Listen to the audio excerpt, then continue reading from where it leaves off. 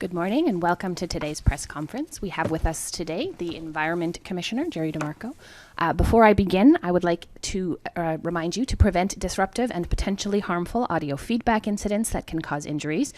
We remind all in-person participants to keep their earpieces away from all microphones at all times. When you are not using your earpiece, please place it face down on the middle of the sticker for this purpose that you will find on the table. Please consult the cards on the table for guidelines to prevent audio feedback incidents. These measures are in place so that we can protect the health and safety of all participants, including the interpreters, and conduct our business without interruption. I understand that the Environment Commissioner will have some opening statements, and then we will start with questions in the room. If you are online, please raise your hand now so I know to call on you. We will turn to online questions when we're done in the room. Go ahead. Good morning. Bonjour et merci de vous joindre à moi. Je m'appelle Jerry DeMarco et je suis le commissaire à l'environnement et au développement durable du Canada. I would like to begin by acknowledging that we are on the traditional unceded territory of the Algonquin Anishinaabe people. Ce matin, j'ai présenté au Parlement notre rapport annuel sur les pétitions environnementales et 4 audits qui soulignent l'importance de 2030, une année lourde d'attente. En particulier, d'ici 2030, le Canada prévoit de réduire ses émissions de gaz à effet de serre de 40 à 45 % par rapport au niveau de 2005, de freiner et inverser la perte de biodiversité au Canada, de produire 90 % de l'électricité à partir de sources renouvelables et non émettrices, d'économiser 600 pétajoules d'énergie par année et d'atteindre les objectifs de développement durable établis dans le programme 2030 des Nations Unies. I will begin with our audit under the Canadian Net Zero Emissions Accountability Act. In this audit, we looked at the government's progress in implementing climate change mitigation measures. This is our second report under the Act. Last year, we looked at the government's 2030 emissions reduction plan and found it to be insufficient to meet Canada's reduction target because key measures were delayed or not prioritized. This year's audit assessed progress to date on 20 of the 149 measures included in that plan and its progress report. Overall, we found that measures were being implemented too slowly, and estimates of expected emissions reductions were overly optimistic. Nous avons également fait un suivi des progrès accomplis par les organisations fédérales dans la mise en œuvre de 41 recommandations issues de certaines de nos audits sur le changement climatique depuis 2021. Nous avons constaté que même si certaines recommandations avaient été mises en œuvre, les mesures prises par les organisations progressaient parfois lentement ou ne répondaient pas toujours pleinement aux préoccupations soulevées dans nos audits. C'est important parce que des mesures qui sont lentes à porter fruit et qui manquent de pertinence nuisent à la capacité du Canada à atteindre ses cibles. Nos travaux montrent que les enjeux deviennent de plus en plus importants chaque année et que la possibilité de réduire les émissions pour atteindre la cible de 2030 diminue rapidement. Le gouvernement fédéral doit agir rapidement et résolument pour mettre en œuvre des mesures efficaces.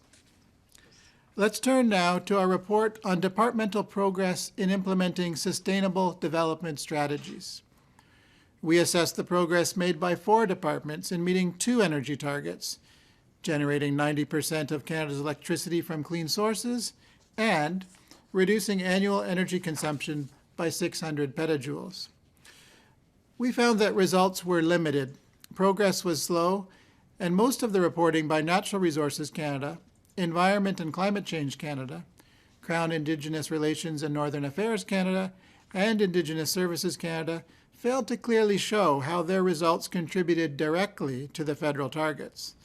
This left the federal government without a clear picture of its progress on clean power generation and energy efficiency targets.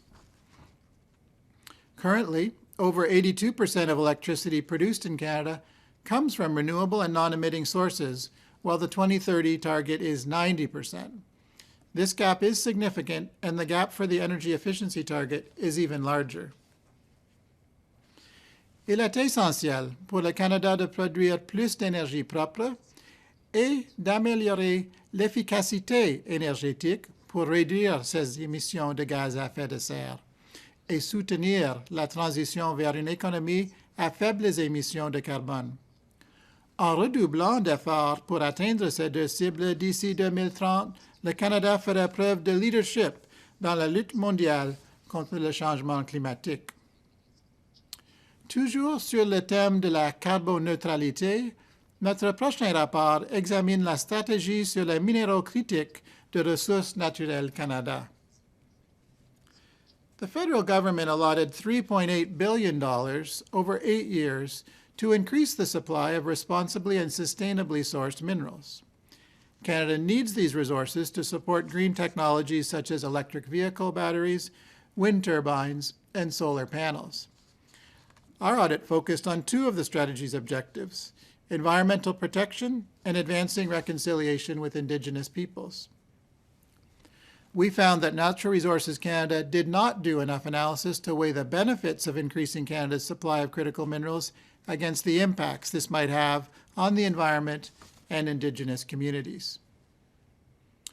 Though these resources are critical for supporting the transition to a net zero economy, caution and proper planning are necessary to avoid adverse impacts on climate, biodiversity, and Indigenous communities. For example, an increase in mining activities could also result in an increase in greenhouse gas emissions, water pollution, and loss of wildlife habitat. À l'avenir, Ressources naturelles Canada devra évaluer pleinement les risques et les répercussions de la stratégie canadienne sur les minéraux critiques pour en optimiser les avantages et réduire les effets négatifs de l'augmentation des activités minières.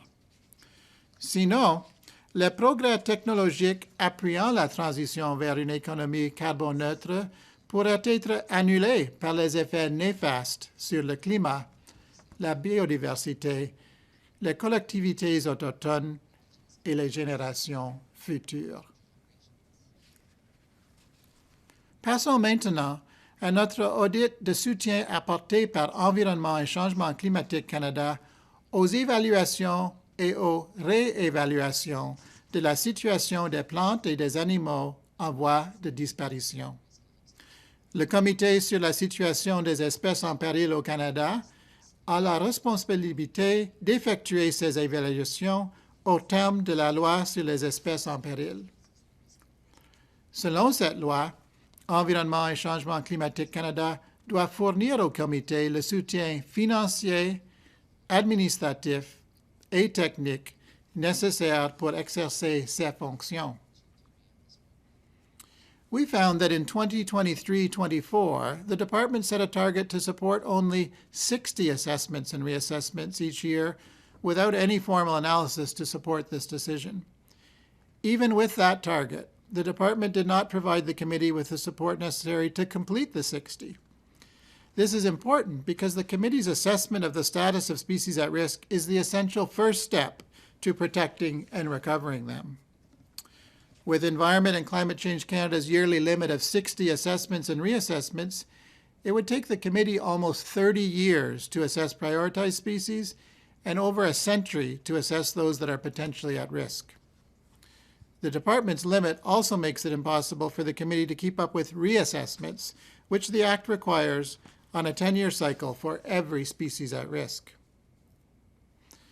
Étant donné l'ampleur de la crise mondiale de la biodiversité, le rythme des évaluations et des réévaluations complique la tâche du Canada lorsqu'il s'agit de protéger les plantes et les animaux afin d'éviter qu'ils ne disparaissent en raison de l'activité humaine.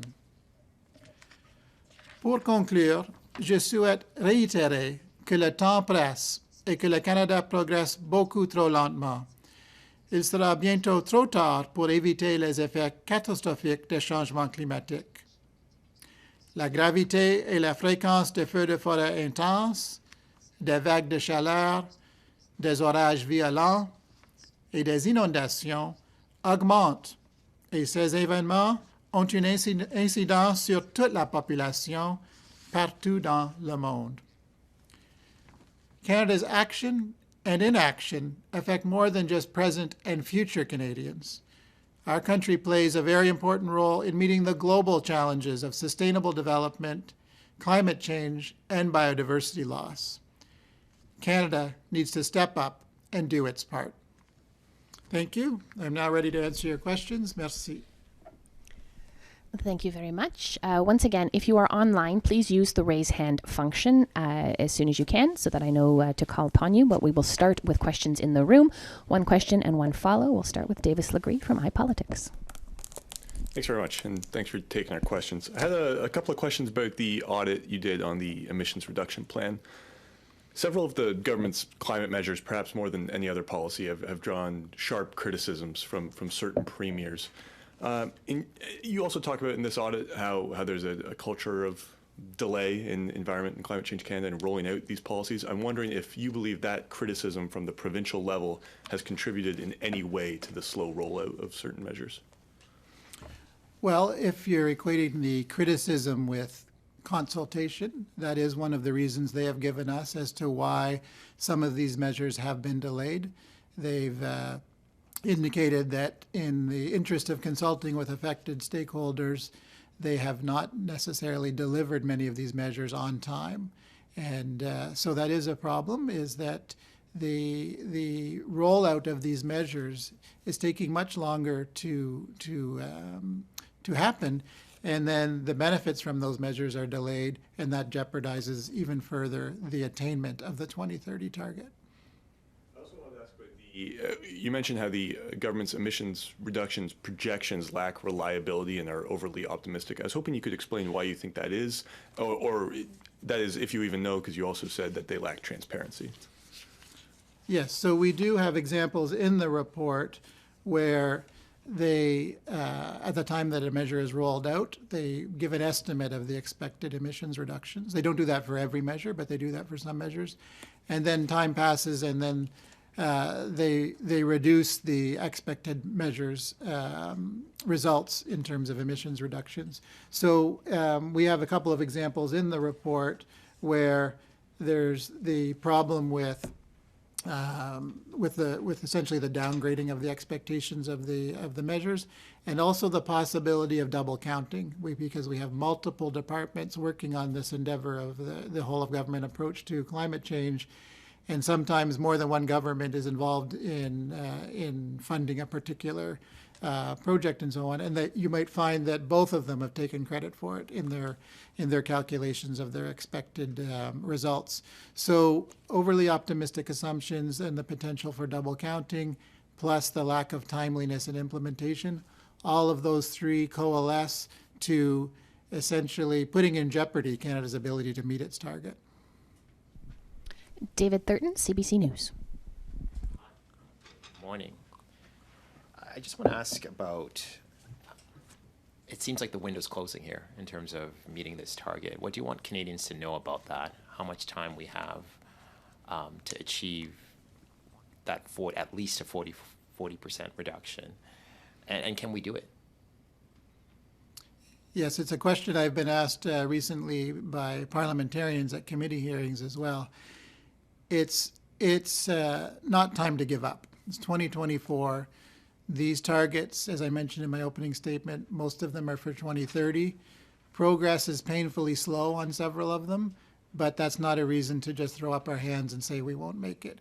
We owe it to our children and our grandchildren to make as great an effort as possible to meet these global challenges, and that includes Canada's 2030 target, even though we're still only in a single digit of emissions reduction since 2005, and we have to get all the way to 40 to 45%. It's still possible, but now the task is much harder because there's only 6 years left to do essentially 20 or 30 years worth of reductions. But it's too early to give up. We owe it to our children to keep trying. Are we on track to achieve the interim target? I think the government says that we are, and that 2026 target, if I'm not mistaken. Does your analysis and what you've seen give you confidence that we'll at least meet that at 2026 target? So you're talking about the interim objective for 2026. And first thing I would like to point out is because of Canada's poor track record in emissions reduction, our 2026 objective is simply to get us back to where we started in 1990 when the fight against climate change was initiated by Canada. So it's unfortunate that our next milestone is simply to get back to the starting point, but so be it.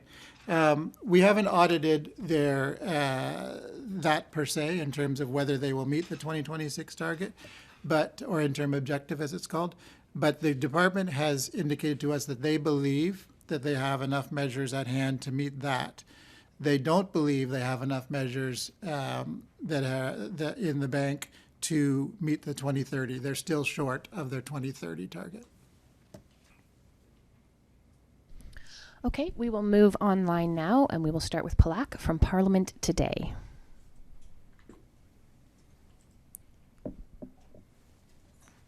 Hi, Commissioner. Thanks for taking our questions.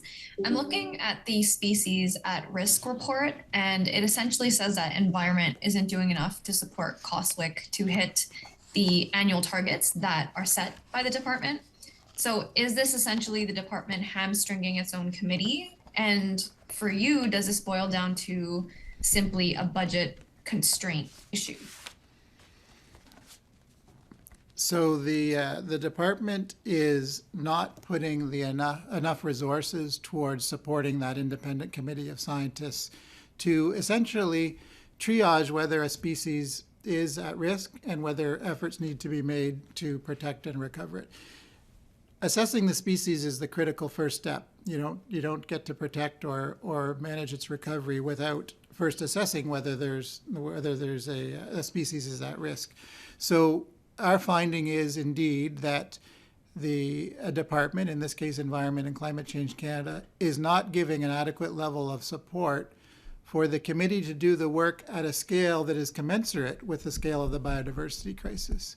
It may be that when this committee was set up in the 1970s or when this act was passed 22 years ago, that the scale of support was appropriate then. But now that the biodiversity crisis, as the Government of Canada calls it and the UN calls it, has got to the point that it has, it's time for a rethink in terms of the department, in terms of providing the resources it needs so that the scale of their actions is aligned with the scale of the problem, which has grown considerably since the act was passed 20 years ago. Is it just more financial resources? No, there will need to be more personnel working on this in order to do assessments in the hundreds of assessments and reassessments a year, as opposed to the 50 or 60 that it's doing now. At this rate, with doing 50 or 60 assessment and reassessment a year, they'll blow well past their 2030 target of halting and reversing biodiversity loss before they even know whether most of these species are at risk to start with and therefore eligible for protection and recovery. And as a follow-up, this is a bit of a double barrel, but one of them is just, can you clarify if it's common for the department to set annual targets to COSWIC and do so without justification? And just if you can speak maybe a little bit more generally about what's at risk in terms of, new infrastructure coming online. What does that mean? What do these findings mean for general biodiversity loss and targets? Yes, so unfortunately during the period of our audit, we did find that there was no justification for the targets. It was a common theme that the department was setting a target and then not even giving enough resources to actually meet that target. Unfortunately, the response has simply been reduce the target each year, which just exacerbates the problem. So that's issue number one. With respect to the second aspect of your question, the threats, it's not just an academic question. Of course, Canada has already lost 25 species to extinction, and there's another 1,000 priority species that are needing an assessment and another 4,000 on top of that may be at risk. So we could lose species without even knowing that they were in need of protection and recovery. And we could lose them for a variety of reasons. Habitat loss is often the major reason for losing species in Canada, but pollution, invasive species, climate change, these can all have an impact as well. So without assessing these species before our target date of 2030 in terms of halting and reversing biodiversity, we could add to the list of extinct species in Canada before some of these species are even eligible for protection under the legislation. Okay, we will move now to Eric Pierre Champagne from La Presse. Oui, bonjour. Donc, Pierre Champagne, La Presse. Vous venez de parler concernant la protection des espèces que l'enjeu n'était pas seulement financier là, du côté du gouvernement fédéral. Est-ce que vous estimez qu'il y a un manque de volonté politique? Là? Vous parlez justement de faire l'évaluation, la réévaluation des espèces. C'est la clé. Si on ne le fait pas, c'est difficile ensuite d'avoir un bilan de la situation. Donc, en ne faisant pas ces évaluations-là et ces réévaluations, pardon, est-ce que ce n'est pas un synonyme d'un manque de volonté politique de s'intéresser au problème? En ce qui concerne un manque de volonté, je suis déçu que la réponse du ministère, même s'il dit recommandations acceptées, la réponse dit qu'ils vont travailler pour atteindre les cibles annuelles appropriées en fonction des ressources disponibles. Alors, le problème est qu'il n'y a pas assez de ressources et leur réponse est qu'ils vont continuer de travailler pour trouver de l'efficacité et tout ça avec les ressources qu'ils ont. Et ça, c'est pas une réponse qui indique qu'ils ont la volonté de faire ce qu'ils ont besoin pour répondre à la crise de biodiversité. Je vous remercie.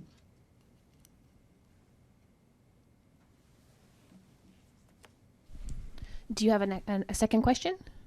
Je vous remercie, c'est bon pour moi. Merci. Okay. We'll go now to Kate Rutherford from CBC.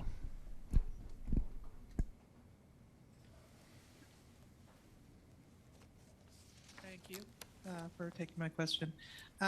This is in regards to the government's critical minerals strategy. The government was mainly in agreement with your recommendations, but in practical terms, how might your recommendations be felt in regions such as Northern Ontario, where there's pressure increasing between the mining industry and Indigenous people, struggling to find the balance that you mentioned towards climate protection and reconciliation? So could you repeat the first part of the question? I was having a difficulty with the earpiece there, sorry. Sure. In practical terms, how might your recommendations be felt in regions such as Northern Ontario, where there is increasing pressure between the mining industry and Indigenous communities who are struggling to find that balance that you mentioned towards climate protection and reconciliation? So in practical terms, essentially what the theme of our recommendations in the Canadian Critical Minerals Strategy Audit is look before you leap, don't solve one problem and simply create another, and also learn from the history of contamination from previous mines in Canada, which we reported on to Parliament in the spring. So practically, what it would mean if our recommendations are followed would be that there would be a much better information basis for the environmental and the Indigenous communities information to essentially, for that information to be on par with the geological information about, the economic viability of certain potential mineral operations. What we're saying is let's have an overall assessment of the benefits and the impacts so that we maximize economic advantages and minimize adverse impacts on Indigenous communities and the environment. Practically speaking, what we're proposing is that the department, before it's making these large investments in in infrastructure for new critical minerals mines or the roads and transportation corridors associated with them, that it has a good understanding of the trade-offs involved and find ways of situating these new developments in areas that are going to maximize benefits and minimize adverse impacts, as opposed to maximizing benefits and maximizing adverse impacts. Thank you. As follow-up, is there any way to ensure that Ontario in particular will follow through on enacting these recommendations? Or are there any methods to ensure that? Whether Ontario will implement our recommendations, or are you referring Yes. to Ontario implementing the recommendations of the regional impact assessment for the Ring of Fire? Not specifically the Ring of Fire, but Okay. just in adapting the changes that you say are needed in the federal government's. Yeah, critical so mineral mining strategy. is an area of shared jurisdiction in some respects, but the primary regulator is the province. This report is aimed at the federal government and Natural Resources Canada in its decisions to inform what to spend taxpayer money on in terms of subsidizing new critical mineral developments and infrastructure. The focus is on the federal government's part of the equation, given the role of our Office of the Auditor General of Canada.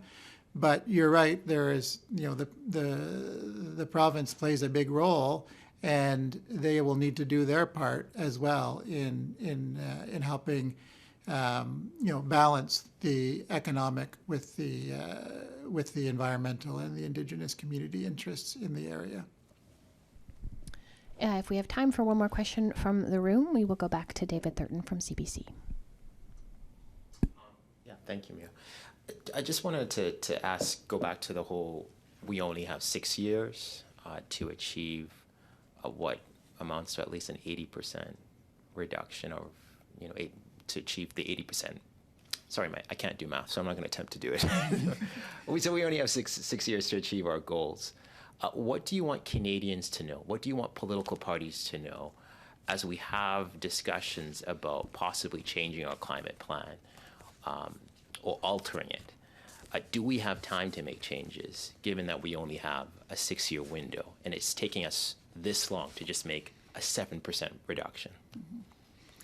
Yeah, so the message I would like to transmit to Canadians and parliamentarians is that even if it's a difficult task, it is possible. And I'm not just saying that in the abstract, because as you see from the exhibit on our report, many of the other G7 countries have already reduced emissions considerably, and even one of them has already met the equivalent of our target now, 6 years before 2030. So it is possible if we have the appropriate leadership and will to achieve results. So we've had 30 years of target setting and plan making, but we've had 30 years of missed targets. There needs to be a turning of the corner so that our government delivers on its commitments rather than just making commitments. Thank you very much. That will end today's press conference. Everyone have a great day. Thank you all.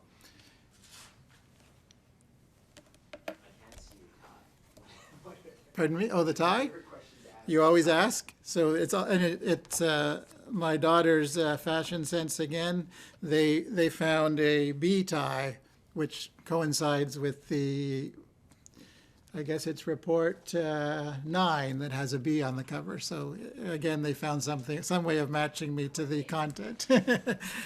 We've had trees, we've had polar bears, and now it's bees. Yeah. Thank you.